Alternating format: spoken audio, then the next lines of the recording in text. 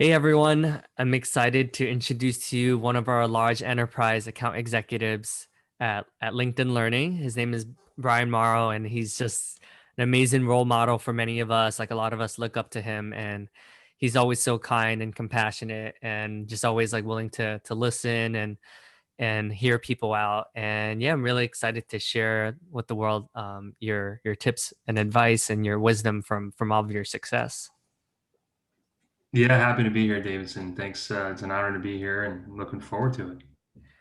Thanks for the kind words. Yeah, so correct me if I'm wrong, but you ended up being the number one rep, right? Like in learning. Well, this past year, I did reach 100% by the skin of my teeth, the last day of the fiscal year. Man. And that was certainly an interesting experience, especially going through the last quarter with COVID and scaling back budgets and really going through something that I don't think any of us has ever experienced before. And I even went, sold through 9/11, and this was, a much different experience. Um, but like many things in life, and what I realized selling through 9/11 and the recession is just to kind of open your mind to learn as much as you can through the experience, and know that something similar will happen down the road. And if you can learn as much from each and every challenge, um, and and hurdle, right, you can apply the lessons learned down the road. I think I learned a lot during the recession and during 9/11 to kind of get me through some of the challenging times of what we're still experiencing with the pandemic. But hats off to our colleague Mimi, who was the MVP of the business and highest, I think, percentage of quota. So I think for sure she was our top rep. Right, but from a like it's purely like numbers wise, you technically brought in like the most like business, right? Is that how that works? I think so. We, as an 84, we have the highest quotas, and um, so being, I think I was the top 84 for this fiscal year. Then technically that would, I think I did bring in the most revenue. Yeah. Gotcha. Yeah, I feel like you're very humble. I think one of the cool things in learning is like everyone's super humble. I know like when I was in other sales orgs, I was paired up with the number one rep at like a Martech company, and I would say he was like pretty confident, like very confident in him himself. Really? Yeah, Yeah. I mean, he was a good guy. Like, don't get me wrong. Like, I learned so much from him. But I feel like at LinkedIn, it seems like at least in the learning side, like we hire like pretty humble people. Like despite you guys being like always crushing your numbers and all that good stuff. Well, I'll say this: part of the reason I moved to LinkedIn was to continue to grow and learn and be challenged, and being in an environment with such talent across the board. It's inspiring. It's humbling because I know if I don't work hard and continue to learn and grow, there's so much talent behind me and to my side that I'm replaceable. So that continues to inspire me, and I also know that any success that I have is a result of collaboration with so many cross-functional partners and um, partners in learning as well, and so much teamwork, um, from marketing to product development and the best courses in the world to you know legal and just everybody.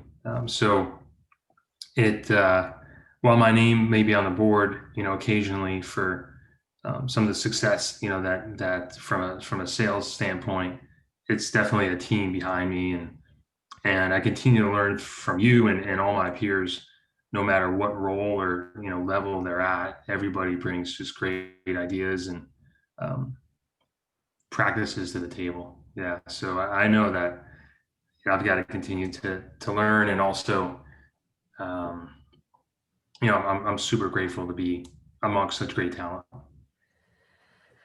Yeah, I definitely hear the gratitude in your voice and your sharing. You're very grounded. Like that's definitely something like I learned from you from day one, right? You're very like you're very like you have good composure. Like I feel like it'd be hard for you to like be all over the place, like you seem very centered, you know. So I'm curious, like, is it because of like a meditation practice? Like, I guess what are your practices around like kind of staying even keeled? Because it does seem like you are very like composed all the time. Yeah, I'm not always composed. I certainly stress about numbers and where I'm at, and but I think a lot of it goes back to being an athlete growing up, and I was a soccer goalie, so Uh, there's a lot of pressure on being a soccer goalie. You're pretty much either the hero or the goat, for every game. And yeah. many times where I failed, and then other times that I succeeded. And I think what I learned is not to get too down on the failures, but to learn from them, Hmm. and not to get too high on the success, because you could fail, tomorrow again. And so I think that provided me kind of a framework when I entered my professional career, Hmm. and going through, adversity and challenging um, times as an athlete, and overcoming them, um, and realizing some of my deficiencies, or areas of improvement, and having to work hard to fix those. I tried to take all that from what I learned in kind of the athletic world to apply in the professional world. Yeah, and so I think much like being a goalie, where if I wasn't working hard enough or learning, continuing to grow, I could be replaced. I kind of feel that way in corporate America as well, with all the talent behind me. So I'm certainly humbled. I never overconfident, and from a meditation standpoint, we've seen each other on LinkedIn meditation over the past few months, and so I've incorporated that into my practice. I started incorporating that really after I joined LinkedIn, and so grateful for the wellness program that we have here, and the opportunity to learn and leverage the meditation classes that they continually offer, and just kind of coming into a new environment, working from home for 7 straight years at Skillsoft, and then coming here and having to adapt to the corporate office, and a senior role and all that. I kind of recognized that I needed an opportunity or a tool rather, to kind of calm down and settle my nerves. And meditation was a good option. I just started then, and then really put into practice during the pandemic, um, where we were, working from home, and I was going through selling of my house, and just some additional stress. Yeah. Hmm. Yeah, it's and we I know we discussed earlier about like just being a parent and especially, being a parent during the pandemic, right? Even harder. Um, what are some of your favorite things about like being a parent, because I do think like so many of us, especially people who are like super career oriented, sometimes like people think, oh, like is being a parent gonna slow me down, right? Is it I'm not gonna have as much time. Like I know some people think that way, right? I think, yeah, I do think some people think that way. Luckily, I have, a father that um, focused, on family. That was his main priority, and he traded commodities. He traded gold and silver in the World Trade Center, actually, and the market closed around 2:30, 2:40 p.m. in the afternoon. So he had a small company, he had a partner, and then he had folks working for him that would take care of the paperwork, and he would usually leave. right at 230, 240. Got to every one of my games, my sister's games, Wow. and he lost his parents at a very young age, and his siblings, him and his sister and brother, were split up, and they had to go to separate families, and so they lived apart. So the value of family was always front and center of how we grew up, and it has always been front and center for my wife and I raising our kids. And I've always tried to focus on family number one, and actually the pandemic has kind of just increased that importance that families first, and given us even more time to spend with them, which has been kind of a silver lining Hmm. throughout this, um, and it allowed us to kind of get to know each other even more, which is pretty interesting Yeah, it for is. sure. Much like learning in the corporate world, I continue to try to learn from even them. At 14 years old and 11 years old, they teach me a lot, um, which is pretty cool. Yeah, that's kind of something unexpected that's come out of it. Yeah, it's I feel like you have a lot of humility, right? For someone who's has had so much success that, and you have had such a successful career so far and so much more to go. But I genuinely hear that you are learning from, your kids, right? So that's inspiring to see that, like, no matter how old you are, like, you're always learning, you're always open to, because I do think sometimes, like, we get to a certain age and we're kind of just like, like, I've experienced life, like, I know what it's like, but it seems Hmm.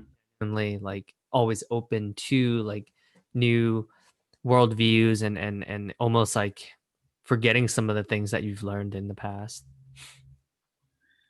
Yeah, absolutely. I think being in the learning space for majority of my career now, 20 years, it's as you sell learning, right? You kind of have to drink the Kool-Aid too, right? Or you kind of sell yourself on the importance of learning, and just reflecting back on how much life has changed, and the learning industry has changed. And if you're not evolving yourself, then you're going to be left behind. And now more than ever, right, with skill gaps and emerging skills, and um, that we see in each industry, as we sell LinkedIn learning, and not adapting to technology, and having my kids sometimes teach me, technology, and certainly my colleagues. Um, it's almost reinforces the fact that we have to have that growth mindset, and continue to learn in all aspects of life. And no matter how old you are, or how old they may be, you can learn from anyone at any age. Um, yeah, so my kids have only reinforced that, as they kind of make fun of me sometimes with the lack of knowledge, and TikTok, or other tools, or Venmo. I remember when uh, my team at LinkedIn Learning, we were pitching in for a gift, and they told me to Venmo them, and I had no idea what they were talking about, right? And so they kind of laughed, but they expected it, because that's kind of how I am. I'm kind of the older guy in the group, and then I coach. So I took Venmo and I sent them Venmo. I signed up, and I coach both my kids' soccer teams, and now I'm collecting money for like referee fees through Venmo. And I started doing that a couple of years ago, and none of the other parents ever heard of Venmo back then either. So there's an opportunity for me to teach them, which Yeah. I thought. It's interesting, right? Because in the grand scheme of things, like, you're not that old, but I guess, like, LinkedIn is a relatively young company, right? Where Yes. the average age is probably a little bit younger than you. So I I guess, think, I think I heard a couple GSKs ago that the average age was 27, oh wow, which I wouldn't be totally surprised. huh? That's crazy to think about, right? Because that means, like, I'm old compared to everyone at LinkedIn. Well, I realized, I was kind of old when they wanted me to come in and kind of offer experience in L&D space, right? And be kind of that gray beard, where most of the hires for LinkedIn Learning as we're building out the business were internal hires, just leveraging the great talent in other lines of business, rightfully so. Um, and so when I came in, I realized I was a little bit older, but it fuels me to live healthy and try to stay young. Yeah, it's funny because you're one of those guys that you can't tell like how old you are. You know, like you can be like super young, but you can also be more mature. Like you're like adaptable where you can be either way. You know. Well, thank you. I appreciate that. That makes me feel better. Well, I'm curious. One of the things I know a lot of listeners are either like mid-market account executives or maybe in their first 5 to 10 years of their sales career. Like, what advice would you give to um one like wanting to get into LinkedIn because like I feel like half of my friends are just like they're just like I'm just trying to get into LinkedIn, right? So that's like Yeah. first advice. So what advice would you give to people who are aspiring to get to LinkedIn? And then after that, like maybe like what's something that you wish you knew like as much earlier in your sales career that you know now? Ooh, it's really two really good questions. Going back in my sales career, it's funny. There was a lot of cold calling, and what if I could do anything different or maybe change back then is I probably would have leaned more on, and I did, but more on mentorship and asking for feedback, which I think millennials and probably a large portion of your audience, they do a really good job of that. Mm, Where um, Generation X, like for some reason, we just weren't, that wasn't part of our DNA, and we kind of shied away from what are our gaps and what can we improve on, and sometimes trying to hide that or ignore that and then being put in a position where you needed that, um, and then weren't able to leverage it, or use it. So for example, early on, I didn't want to present, you know and run presentations, in front of customers or internally, and I just tried to avoid that. And then um, we're at an internal sales meeting, and we were all asked to deliver a few slides of our corporate deck, and I hadn't even looked at it, and I hadn't rehearsed it, and I got up and just failed, and I couldn't even speak to the slides. So my manager came up and did it for me, and then I it was a long ride home, similar to some rides home when I failed as a goalie, and I realized, all right, I've got to work on my weaknesses, and I can't hide from them anymore. And I need to seek help, and I need to take classes and continue to learn and continue to sharpen my craft. Um, so that's something that I kind of wish I would have done earlier, but it was a learning experience that um, I took from, and I learned more from failures, I think, than anything else, and so I learned from it, picked myself up, and I think started developing more of a growth mindset, which is why I think I'm at LinkedIn, mm, and took the challenge of leaving a company, Skillsoft, in which I had tremendous success there. I left as a few days after being the number two rep in the company, and people asked me why would you leave, and I mm, wanted that challenge. I wanted to continue to grow and sharpen my skills, and mm. I felt like I was stale at that point. if that makes sense.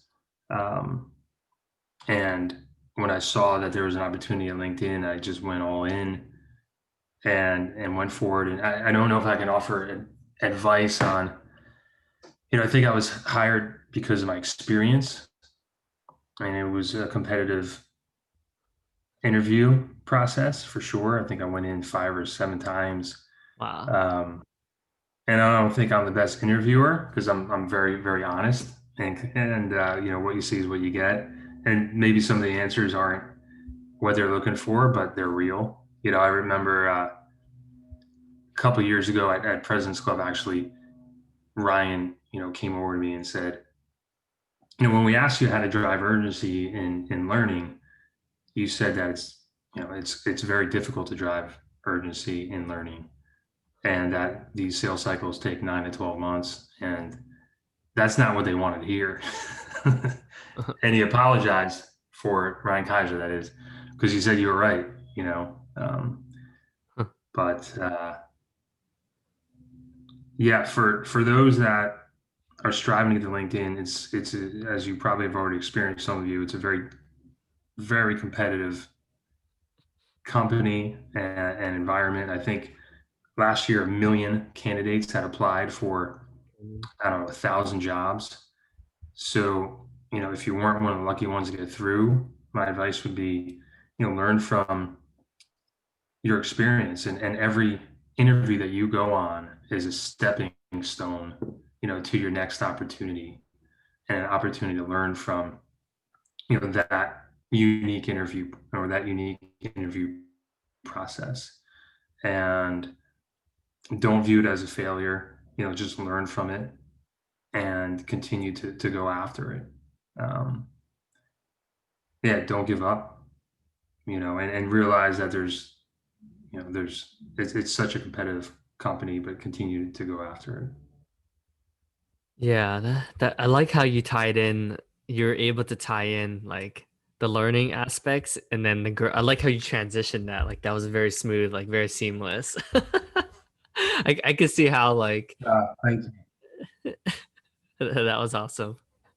Yeah, but I always tell I coach soccer, I coach girls and boys, and I continue to tell them to play and go into a game and try the things that you need to improve upon. And if you fail, that's what we want, right? It's not about winning or losing, but for your own personal growth, use your left foot, use your weak foot. And if you fall down, that's fine, because you're going to learn from it. You're going to get up and it's going to be better the next time, the next time, the next time. And I truly believe that, whether it's sports or life, you learn from failure, and it's an opportunity to learn. Um, and going through, I don't know if you're at the building resilience workshop during GSK, but he spoke to that as well. Look as failures not as really failures, but as opportunities to grow and opportunities to learn. You're talking about Kevin Delaney's? Yes. Oh no, not Delaney. The ex-athlete. I'm trying to remember his name off the top of my head. Who's the whole workshop was about building resiliency. He was, I think, an ex-pitcher. Oh yeah, his book. Yeah. They gave out his book as I think Leah Smart ran that the first when he Okay. yeah, during the speaker series, yeah. Yeah. Yeah, he's very profound. I really like his yeah, he has a good mindset for sure, like the way he's able to reframe failures. Yes. Absolutely. And breathe. He was talking about breathing too, and kind of applying learning, what you learned from meditation into stressful environments or stressful moments, Yeah. which I think is so helpful. That's something else I wish I learned earlier in my career. To when you're up for um, or you're about to enter maybe a big meeting or a big presentation, right? He talked a lot about visualizing, and I used to always visualize going to bed at night before a big game, making some big saves as a goalkeeper. And so when he spoke about visualization and breathing in this workshop, I thought to myself, it's such a great tip for the professional world as well, right? Visualize getting up in front of a group and presenting and knocking it out of the park, and what you're going to say, and a lot of positive thoughts, and then breathing as well. So all helpful tools. I like how you shared the story about how you failed, right? Because it's funny, because like I can't even imagine that happening. Like the fact that that even happened to you, like I'm like mind blown. Like Brian, like I would never just be able to see that ever, because it just doesn't seem. But to your point, like everyone makes mistakes. Like everyone has these bad, like or these not so great moments, right? That's just like a part of life, and clearly, like you learn from that, right? Like I'm sure that never happened ever again, right? It's just another reminder that we're all going to make mistakes and we're all going to fail, and when you do, learn from it. Um, and another reminder just to be as prepared as as you can, and that was a key takeaway, for me. Be prepared at all times, whether it's in athletics or in the professional world, and that's the only way you're going to succeed. And if you still fail after preparation, then you could look yourself in the mirror and say, "Hey, I gave my all." Um, and I just didn't come out on top. So that was certainly, a key lesson to continue to learn, but also continue to prepare yourself as much as possible. And I know that for me, I can't really wing it, So if I go into a meeting, I do need to be prepared and kind of rehearse, before I get there. But other people, they may not have to, but that's something that I've learned along the way as well. But do you think as good as charismatic as someone is though, but I feel like everyone still needs to prep, right? Like I feel like it's impossible to really like wing it, Like, it doesn't seem like any of like the large enterprise reps would ever like wing something. It's a balance, I think, for me, where I don't necessarily want to go into maybe a disco call with a set number of specific questions on a list, but I know some people do, and they do a great job. Mm, And it's just my personality of being prepared, maybe with research, mm. right, on the company, and information in my head that I can use to apply based on where the conversation goes, right? So to kind of not force feed the questions, but have enough information and research in my head where I can naturally ask questions during the flow of a conversation based on where the conversation goes. Yeah, so I think you're right. And everybody I think is different, but that's just the way my kind of my flow goes. Yeah, that's a good point because I think if you're too to the script, if you're too stuck to your script, then there's like you're not as present, 100% present as you can be, right? Because you're trying to get through your agenda instead of just being adaptive and truly listening to hear like the pain, right? So I think that probably works for you because like you're able to still listen, but you still know enough that at least like the baseline. That's a great point. Absolutely, and I still have challenges with kind of effective listening.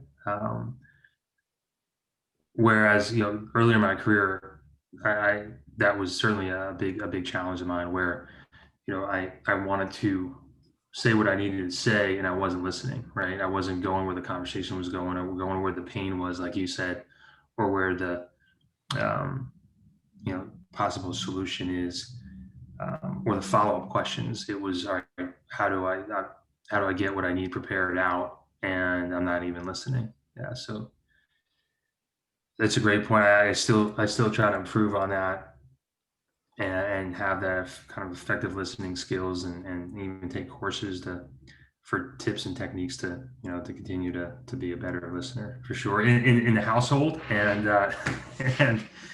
in the corporate environment.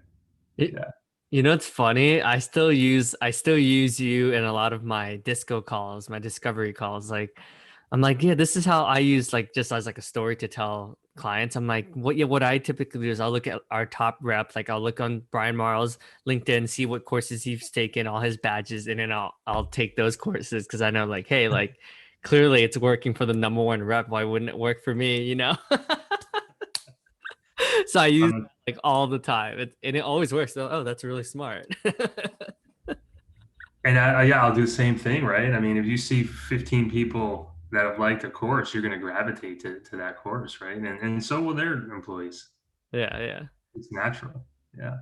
Yeah, I remember like it was funny. Hey Liz, if you're listening to this, I remember Liz Rice was like offended. She's like, "How come you don't use my name? How come you don't say like, hey, I go on Liz Rice's and look at her LinkedIn learning badges? Why do you have to say Brian?" Liz will say it how it is, right? There's no holding back from Liz. That's why I love her. Yeah, yeah, she's She's awesome. her complete self, yeah, and which I think I strive to be as well. So she's the best. Yeah, and then I like what you said about like you're just real, right? I think that's probably why you've had so much success because like in sales, because I think sales as like overall like context, like most people I mean, I think it depends, right? That's like it's pretty big generalization to say like, oh, salespeople are like, but there's a couple of bad ones that ruin it for like everyone else, right? So the fact that you're super about like your transparency, like you get, what you see is what you get. Like I'm sure that has a lot to do with your success because people just want that like transparency. You're not trying to sell them a bill of goods, like you like it's like you're being honest like hey if this is not the best fit for you like you'll tell them like this is probably not the best fit for you. Yeah, and I think you're right. I had a conversation just yesterday with a company that is trying to roll out like really a stair stepper with LinkedIn Learning. They don't think they can afford to roll it out to all of their employees from a budgetary standpoint, and they much like a lot of organizations say, well, we'll roll it out to our managers first. And I said, if I can just be transparent with you, and based on my experience of being in the e-learning space now for 12 years, I've seen that approach fail, and I would actually recommend flipping that and offering it to individual contributors first. Hmm. That's because they're hungrier for learning. Their appetite for learning is typically higher. Managers probably already have uh, training, that they're taking advantage of, and to help them with their manager leadership skills. And if we Interesting. look at say the consumer usage, I think that backs it up, right? Where we can talk about the skills that folks are eager to learn. But doing it in it's funny because I was sharing with my wife. I actually think I've had more face to face meetings during quarantine than I did before, right? Because Huh. every call, I at least start with my camera on, and so I feel like we can have these transparent, honest conversations, and they can see that we're authentic in what we're saying. Whereas if we're over the phone, then that authenticity may not show right over the phone. But I think it shows better face to face, and now we're having more and more face to faces now that we have Zoom and Teams that we're leveraging on a daily basis. That- that's an interesting concept you brought up because Brian Mullins told me the same thing when I interviewed him. I think he was like the first person I interviewed from like the learning from like LinkedIn side. And he was like, "Oh, do you want to do video?" I was like, "Yeah, let's do video." He's like, "I used to never do video, but now he's like, now I feel like I do so much video now." So that's interesting. He said Yeah. similar. Yeah. Hmm. Yeah, it's fascinating, really, because I love face to face meetings, and I do miss jumping on a plane once a quarter, or a few times a quarter, and going meeting them face to face and having dinner and lunch and building that relationship. Um, but I feel like while we can't have that, obviously now that we're in this situation, it has given us the opportunity to meet more face to face, Hmm. and not feel uncomfortable asking, would you like to set up a virtual call? Now it's just natural, right? Now it's expected. And I would say that 85 to 90% of the calls I have, they turn their camera on as well, or they see that mine is on and then they'll turn theirs on. Uh, Interesting. From a macro level, do you think that business there'll be less travel in general, or do you think things will eventually go back to normal and there'll still be like the in-persons and the flying out to client sites and stuff like that? Yeah, that's a great question. I do think companies will cut back for sure Hmm, on travel, and it's not, a necessity. I mean, I think there's certain industries that they'll go back to normal, like insurance and financial services. Those, where relationships are key. hmm, But um, yeah, I think it's going to be a blend. You know, hmm, for sure, going forward, and maybe you fly someplace for big RFP or hmm, a significant opportunity, but a lot of them are going to be done over VC, hmm. which I think is a good thing. You know. Yeah, I'm sure our head of green, Go Green, is probably loving it, right? She's probably like, man, we're hitting our goals like really Yeah, quick. totally. Right. It's just such a unique dynamic that's taking place with virtual, and we're all working from home. It's going to be fascinating to see what happens going forward. I think we have such a great culture and company environment in New York and all of our offices that we're all eager to get back in some way, whether that's a flexible working environment, Yeah, which most likely I think it will be, where we can go in a few days a week, which I think is just great, right? We can kind of. I used to go in twice a week, and I would adjust my calendar to when I went in and when I was working from home, and schedule a lot of internal meetings, collaboration meetings, while I was in the office, and schedule a lot of my calls while I was at home, and you adapt to it and take advantage of it, and in a good way, in a productive way, rather. So hopefully we'll get to that point sooner than later. yeah, I do think you're right. I think like from a cultural standpoint, it's good, but I think you were kind of like ahead of the game when you were doing that, like, few days in and out. So I think like what you did is what everyone's going to be doing. So that's cool because like so many of us, at least on the SMB side, we were always thinking that like sometimes we're like, oh man, we just like one day a week, like it would be nice to just have the option, like if you wanted to, but I think everything's going to shift. Like I think everyone's going to be cool with like the flexibility because we're seeing that we could be just as successful, if not more, right? In terms of like just having more peace of mind and just being able to have a little bit more balance in life. Yeah, absolutely, and make sure that it doesn't go the other way, even, right? That we're not working too long and too many hours at home, because it's just a part of the natural, you know, home and flow, right? Yeah. And we need to kind of separate it. Too many times where we're working through lunch because there's nothing else to do, and it's raining outside, or we can't go eat lunch someplace. Hmm. So it's trying to find that right balance. But yeah, the flexibility of maybe starting earlier in the day and finishing earlier, or leaving to go to the doctor or pick up your kids from school and coming back to it, is, I think, a lot of parents value that. A lot of people value that for sure. Yeah. Yeah. Well, thank you so much, Brian. I just feel instantly at peace and just more calm just being in your presence. Like I'm like, oh, my blood pressure dropped down like 5 to 10 points just being in your presence. So I could see why you've had so much success because all your clients are just like, just take my money. Like, I wish. I wish more failures and successes, for sure. But I enjoyed being on here. Appreciate inviting me, and I had a lot of fun. So thanks so much, Davidson. yeah, yeah. I think a lot of people will enjoy this. It's a timely conversation, right? As we, like you said, we're salespeople are working more hours than ever.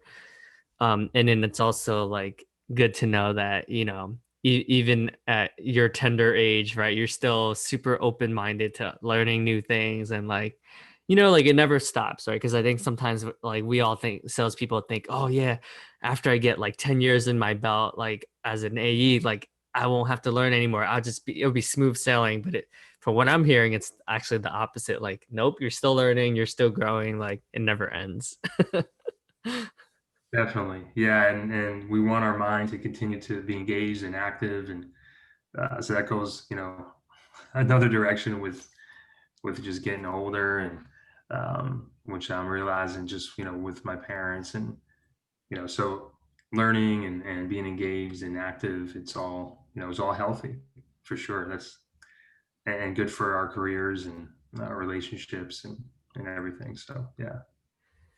Yeah, well, thank you so much, Brian, for all that you do for LinkedIn and the learning family. Like you're such a stable, and you're always there for people, and really appreciate you. So yeah, just wanted to say thank you. Well, my pleasure, Davidson. Enjoy the last month of bachelorhood, and congratulations on your upcoming wedding in a month. Thank you. And enjoy every minute of it. It will be one of the best days, if not the best day of your life. So Oh, congratulations. I appreciate that. Okay. All right, my friend. Thank you again.